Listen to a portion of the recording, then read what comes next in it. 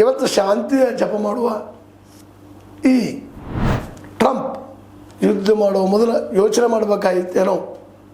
ಯಾಕಂದ್ರೆ ಇರಾನ್ ಇವತ್ತು ಅಮೇರಿಕ ಮೇಲೆ ಹೋಗಿ ದಾಳಿ ಮಾಡಲಿಕ್ಕೆ ಸಾಧ್ಯ ಇಲ್ಲ, ದೂರ ಆಗ್ತದೆ. ಅದು ಹೇಳಲಿಕ್ಕೆ ಸಾಧ್ಯ ಇಲ್ಲ, ಏನಾದರೂ ಗೊತ್ತಿಲ್ಲ. 2-3 ಸಾವಿರ ಕಿಲೋಮೀಟರ್ ದೂರದವರೆಗೆ ಹೋಗಿ 4 ಸಾವಿರ ಕಿಲೋಮೀಟರ್ ಮೇಲೆ ಹೋಗಿ ಕ್ಷಿಪಣಿ ದಾಳಿ ಮಾಡುವಂಥ ಶಕ್ತಿ ಇರಾನ್ ಕದ ಅಂತೇಳಿ ಭಾಷತಜ್ಞರು ಹೇಳ್ತಾ ಇದ್ದಾರೆ. ಈಗಾಗಲೇ ಚೈನಾ, ಅಮೇರಿಕೆಯ ವಾಷಿಂಗ್ಟನ್, ನ್ಯೂಯಾರ್ಕ್ ಇವುಗಳ ಮೇಲೆಲ್ಲ ತನ್ನ ಶಸ್ತ್ರಾಸ್ತ್ರಗಳ ಹದ್ದಿನ ಕಣ್ಣನ್ನು ಅಲ್ಲಿ ಇಟ್ಟಿದ್ದಾರೆ ಅಂತೇಳಿ ಕೇಳಿ ಬರ್ತಾ ಇದೆ.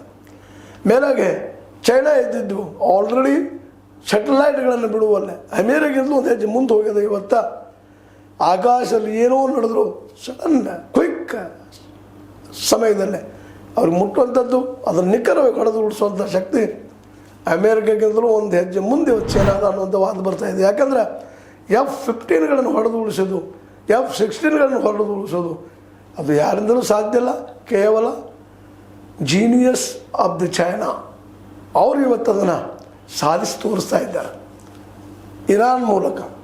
ಇದನ್ನು ಇಲ್ಲೇ ಭಾಳ ಗಂಭೀರವಾಗಿ ತೆಗೆದುಕೊಳ್ಬೇಕಾಗಿದೆ ಟ್ರಂಪು ಜೊತೆಗೆ